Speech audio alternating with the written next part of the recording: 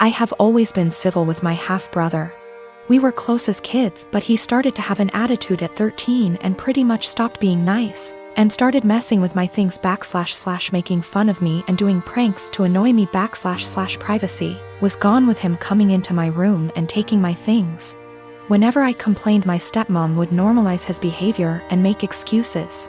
My dad never really grounded him and thought that talking to him will get him to behave better. I'm currently in college. I live in a rented apartment and have car to help me get to the university or other places. The car isn't expensive or fancy at all. I saved up for it 2 years ago. I decided to have Christmas dinner with my family. It's the perfect opportunity to be with family since I haven't seen my dad in a while. I arrived at my dad's house and left my purse and my keys on the kitchen island after my stepmom told me to help with dinner. My half-brother started talking about my car in the kitchen while my stepmom was listening and asked if he could take it for a couple of hours to hang out with friends. I politely told him no. He threw a fit and brought up how I needed to relax and not worry, but my answer was still the same. While we were sitting at the dinner table, my half-brother got up, washed his hands, and I thought he went outside. I got busy talking to my dad, and after I got up to wash my hands, I noticed my car keys weren't there. I went outside to ask him, and neither he nor my car were there. I lost it. I started calling his phone, but he hung up on me several times. I was furious. I told my dad I'd call the police if he didn't come back with the car. My stepmom jumped to defend him and said I was being unreasonable to call the police. I called him one last time, then I called the police. My stepmom freaked out when my half-brother got picked up by the police. She told me to go explain the situation to the authorities, otherwise he'd spend the night in jail. But I refused, especially since I still hadn't got my car back. Stepmom yelled that I ruined dinner and that it was no big deal. He was going to return it after borrowing it from me, but he didn't really borrow it, and she heard me say no. I don't know what she told the police, but I didn't give permission to use the car. My stepmom's side of family are mad at me for doing this to my brother and hinted that I don't consider him family. My dad's side of family sided with me, saying he deserved it. My dad said I overreacted and I shouldn't have called the police when he disappeared for 4 hours. I talked to the police about what happened, and I learned later that my stepmom said that her son was allowed to borrow it, and that it was a misunderstanding. I wasn't going to let her continue to lie, but my dad told me to back off and let it go. This really upset me. My half-brother wasn't even berated the way I was by the family. My best friend and I are quarantining at our apartment together. She's trans and has had trouble growing her hair out, so she wears wigs. She has some really cute ones and other colors that she wears for fun and stuff. But she has a standard everyday wig she wears most of the time. Lola never got the traditional girly childhood, so we've been making one for her in quarantine. We built a fort in the living room, have been making friendship bracelets, playing summer camp-style games. It's a lot of fun.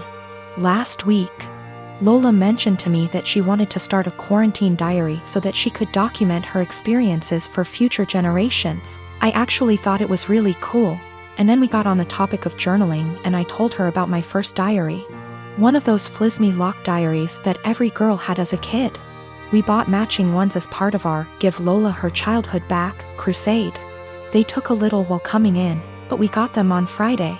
Saturday night, some of our friends from college decided to do an impromptu girls' night in. Lola was in the shower, so I answered the Zoom without her. Lola is not out to anybody at our college, and I respect that. This is her fresh start, and she has a right to decide when she wants to come out to these people, if at all. I know I wouldn't 100% trust some of the people at our school with something as personal as this. We were talking about what we've been doing in quarantine, and I mentioned that we had gotten the diaries. I said it was for the nostalgia and they wanted to see the diaries. We left the box in Lola's room, so I went in to show them. Lola and I go into each other's rooms all the time. We're basically sisters to one another, and it's just about second nature. When we were younger, we had keys to each other's houses. I didn't think anything of it. I flipped the camera to show the diaries and didn't flip it back.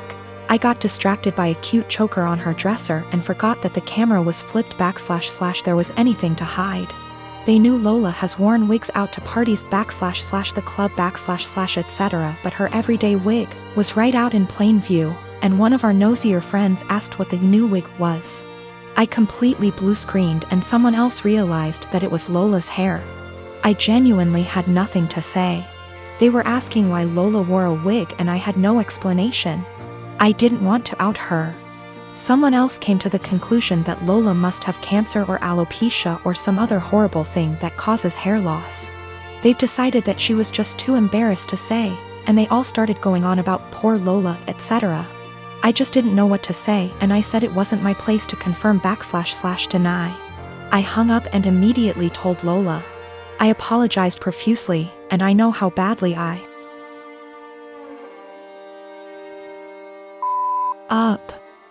I feel so guilty about it. But, understandably, she's upset. Now, she's being forced to decide whether or not to out herself. Lola, understandably, doesn't want to lie about having some serious disease, and people are already trying to show support. At the same time, though, she doesn't want to have to come out. I don't know what to do. I want to support her, but she doesn't want to even see me right now. I'm 19 years old female was traveling alone on an 11-hour flight today. And a guy in his 20s is in the same row as me. I was exhausted because I only got 4 hours of sleep before the flight so I could sleep on the plane, but this guy, we'll call him C, keeps trying to make conversation.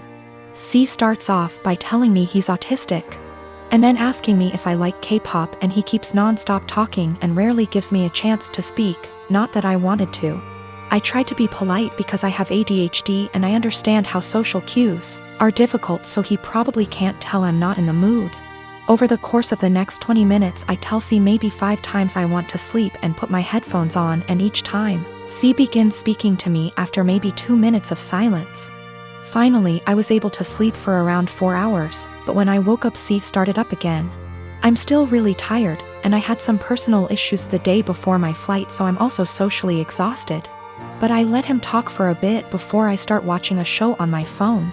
I tell him maybe 5 separate times that I'm trying to watch a show, and that I'm not interested in talking to him right now, but maybe later. C still keeps trying to talk to me, and when I snap a bit and tell him I'm getting a bit annoyed, he goes into a full-on self-hating, "I'm so sorry, I'm horrible, God, I'm just gonna shut up now" rant. And I feel bad because I should have been nicer to him, and I can understand emotions being too strong and spiraling. I tell C that it's okay, and I just want some time to myself as I'm not the chattiest person, but maybe later we can talk. I put my headphones on and watched my show, but C kept trying to speak to me, but this time I ignored him. Which was honestly a shitty move from me, but I just didn't have the energy at this point to interact with him. This was the wrong move, as he moved to get out of the row and stood in the aisle and began yelling at me. I didn't catch everything he said, but it was along the lines of, "Why can't women believe not all men are bad? Some men are on your side. I'm a nice guy, why are you ignoring me?" He storms off to the bathroom, and I take that chance to ask a flight attendant if I can change my seat because he really freaked me out, and I didn't want to have a panic attack on a plane. The flight attendants were amazing and got my stuff and moved me far away from him.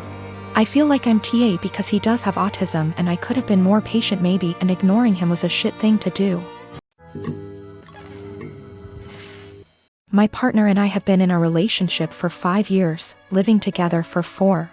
Recently my partner came home having had a short meeting with a financial advisor, and was really eager to talk about our financial future, WRT savings goals, life plans, timelines for saving up a deposit for a house, etc. This is a conversation I've been trying to have for years with him, so you'd think great, right? I should be really happy we're finally there. But I'm not. Talking about us going for a meeting with a financial advisor and starting to build towards our future together has given me really cold feet about the relationship. I think part of it is why now? I've been trying to talk to him about this for a really long time, with renewed efforts at the start of this year when I landed my first full-time salaried position and was working out my budget / personal savings goals. Just 4 months ago he wouldn't have a conversation about it. But now that the financial advisor has said the same things, it's obviously something we should be doing, and I should just jump on board with? I think if the advice was particularly different to what I'm already planning, I'd be less annoyed. But the advice is the same. There's a certain type of savings account you can start in the UK specifically for saving up for a house. And I've been talking about planning to open one once I'm full-time employed for literally 3 years. And he brought it up like this new, novel idea I'd never heard of. It makes me wonder if he's ever listened to anything I've ever said. He's always been more frightened of commitment / taking the next step. And I've driven that for the majority of our relationship. Become official / exclusive? I pushed for it. Move in together? I pushed for it. Start a joint account for household costs? Me move into a bigger place and buy our own furniture? My call. And every step of the way he's against it, and I have to convince him why it's the right decision. I've tried to have this financial future talk for a long time, and also the talk about mapping out what our future plans are together. But he's never wanted to have it. I guess I feel a lot of resentment that he's finally ready to talk about this because someone else has told him it's a good idea. It also brings up a lot of worries I've had about the future that might have been sitting under the surface for a while. Like the marriage and kids talk, I've always been clear about what I want, and he's always vaguely agreed with me. But trying to talk to him about time scales for it is like pulling teeth and always turns into an argument. It's not like I'm saying you have to propose now or I'm leaving or anything. It's literally just stuff like, ideally I'd like to be thinking about engagement and buying a house by 28 and married looking to have kids by 30.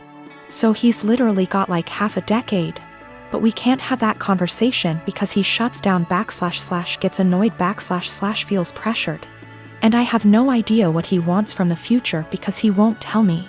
There's a lot of resentment in this post, and I feel the need to clarify that I love him. He's my best friend and our day-to-day life is a dream. But I always feel like I'm dragging him into a future he doesn't want. And that he doesn't really trust / listen to me as an equal partner, until someone else tells him the same things I've been trying to say. I don't want that to be my future.